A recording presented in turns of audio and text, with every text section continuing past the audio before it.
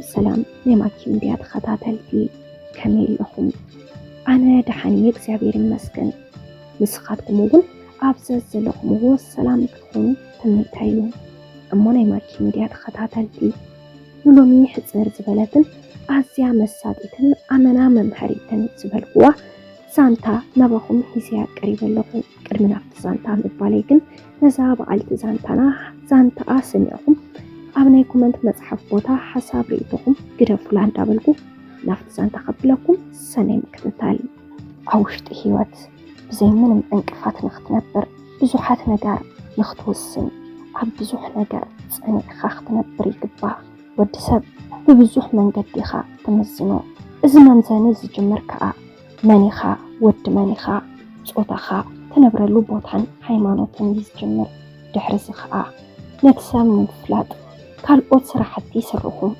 መብዛሕትኡ ግዜ ግና ደቂ ሰባት ንሃይማኖት እዮም ኣትኩሮት ሂቦም ዝስርዑ ዝኾነ ይኹን ሰብ ኣብ ዝተፈላለየ እምነት ዋላ ይሓሉ ግና ከዓ ብሃይማኖቱን ኣይደራደሩን ኣብ ህይወትና ወሰንቲ ክንኸውን ኣለና ኩሉ ግዜ ንዝኣመናሉ ነገር ኣፅኒዕና ክንውስን እዩ ዝግባእ መሓሊት ብጣዕሚ ለባምን ዓባይ ሰብን እያ ካብ ቁልዕነታት ሒዛ ኩሉ ሕማቕን ፅቡቕን ዝበሃል ነገር ፈሊያ እትፈልጥ ዝነበረት ብኩሉ ሰብ ተፈታዊት ዝነበረት ቆልዓ እያ ስርዓት ዝበሃል ነገር ገና ክትውለድን ከላያ ምስኣ ተላቢሱ ዝተፈጠረ እዩ ንሰባት ዓዊላ እውን ተዛሪባ ይትፈልጥን ንኩሉ ነገር ብትሕትና ቀሲላ ረጊኢላ ትምልስ በዚ ከዓ ዝቐርብዋ ኩሎም ይፎትዋን የኽብርዋን መሓሊት ብፀባያ ብስርዓታ ጥራሕ ኣይኮነትን ፅብቕቲ መልክዓ ንባዕሉ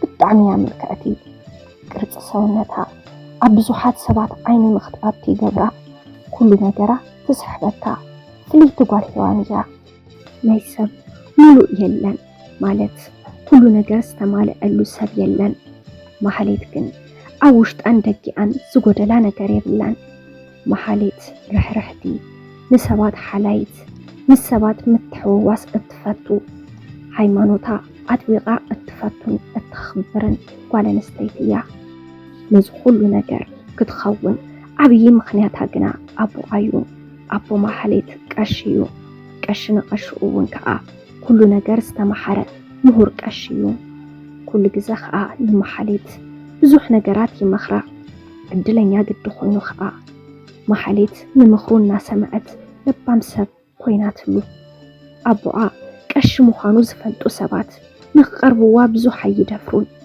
ከምዚ ንኩሉ ነገር መኽረሪት ገይሮም እዮም ዝወስድዋ መሓሌት ብትምህርታ ብጣዕሚ ጎበዝ እውን ኣይኮነትን ብጣዕሚ ሰነፍ እውን ኣይኮነትን ኣብ ማእኸላይ ደረጃ እያ ናይ 12 ክፍሊ ፈተናኣ ብንእሽተን እያ ናብ ዩኒቨርስቲ ሓሊፋ ዋና ነገሩ መሕላፋ ስለ ዝኾነ ዕላማኣ ዘምፀቶ ነጥቢ ኣየገደሳን ካብ ወለዳ ተረሓሒቐን ተፈልያን ዘይትፈልጥ መሓሌት መጀመርታ ግዜ ካብ ወለዳ ርሒቓ ናብ ዩኒቨርስቲ ኸደት ኣብቲ ዩኒቨርስቲ ናብ ካሊእ ዓለም ዝኣትወት ኮይኑ እዩ ተሰሚዕዋ ኣብ መንደር ተገዲባ ዝነበረት መሓሌት ብሓደ ግዜ ናብ ሃገር እያ ኣትያ ምክንያቱ ናብቲ ዩኒቨርስቲ ዝተፈላለየ ብሄር ዘለዎም ሰባት ስለ ዝእከቡ ብዙሕ ዓይነት ሰብ ኢኻ ትርኢ ገሊኡ ለባም ገሊኡ ዓሻ ገሊኡ ለዋሕ ገሊኡ ከዓ ጨካን ይኾን ቀስ ብቐስ ነቲ ዩኒቨርስቲ እናለመደት ከዓ ትምህርታ ትመሃር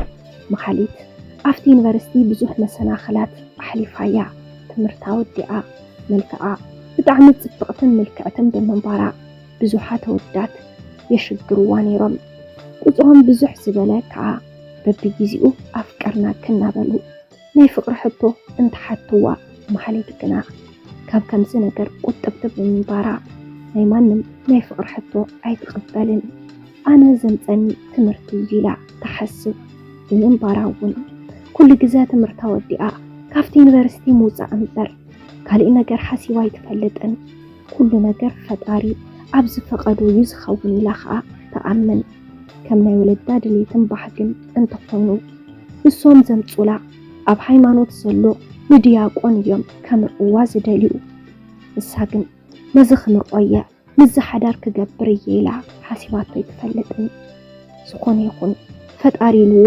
እንተፍቂረዮ እኹልዩ ኢላያ እትሓስብን እተኣመንን ብሰንኪ መልክዓ ብዙሕ ፈተናታት እናሰገረት ናይ ዩኒቨርሲቲ ትምህርታ ወዲኣ ተመሪቓ ናብ ገዝኣ ተመለሰት። መብዛሕትኡ ሰብ ምስ ተመረቐ ብቕልጡፍ እዩ ናብ ስራሕ ምድላይ ዝኣቱ። መሰረት እውን ከም ህዝባ ምስ ተመረቐት ስራሕ ክደሊ ጀመረት። ግና ከዓ ስራሕ ምርካብ ማለት ቀሊል ነገር ኣይኮነን። ብጣዕሚ ከቢድ ነገር ብምዃኑ ማሕሌት ስራሕ ክትረክብ ኣይከኣለትን። ኣማራፂ ምስኣነት ሻሂ ቡና ንምሻጥ ሓሰበት እሞ ወለዳ ኣማኸረቶም። ኣቦኣ ከምኡ ምስ በለቶ ክዓብድ እዩ ኢሉ ጓል ቀሺ ኮይና ሻሂ ቡና እናሸጠት ምስ ማንም ጊዜኣ ክትሕልፍ ከምዘይደሊ ኣጥቢቑ ነገራ። ተመሪቓ ስራሕ ከይረኸበት ግዜታት ክሓልፉ ጀመሩ። ሓደ መዓልቲ ኣርፊዳ ተለዓለት።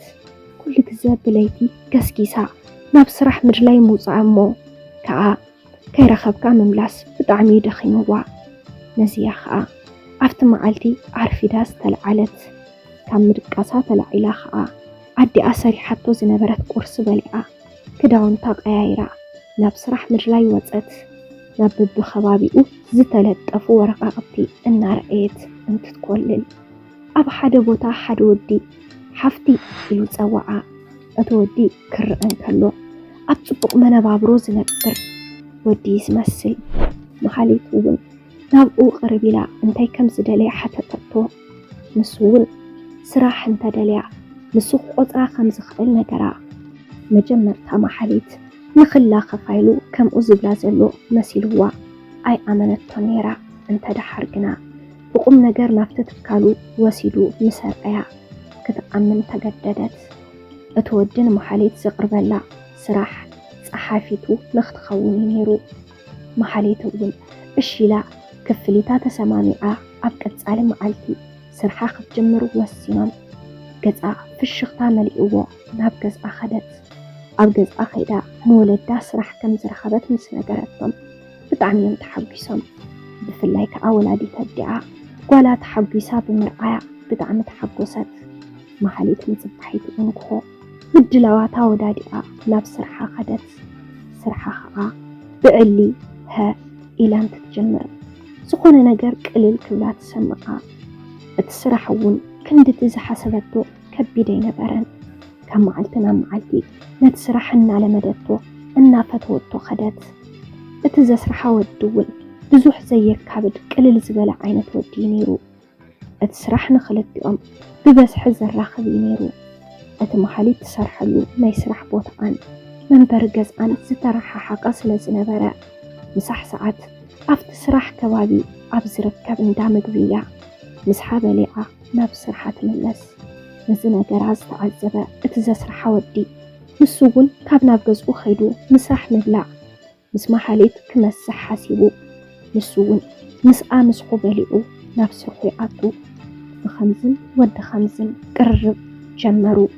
ቀስ ብቐስ ፅቡቕ እናተቐራረቡ ኸዱ። እቲ ዘስርሓ ወዲ ፊሊሞን እዩ ዝበሃል። ፊሊሞን ምስ መሓሌት እናተቐራረቡ ብዝኸዱ ቁፅሪ ንሱ ንዓኣ ዝኾነ ዓይነት ስምዒት ክስምዖ ጀመረ።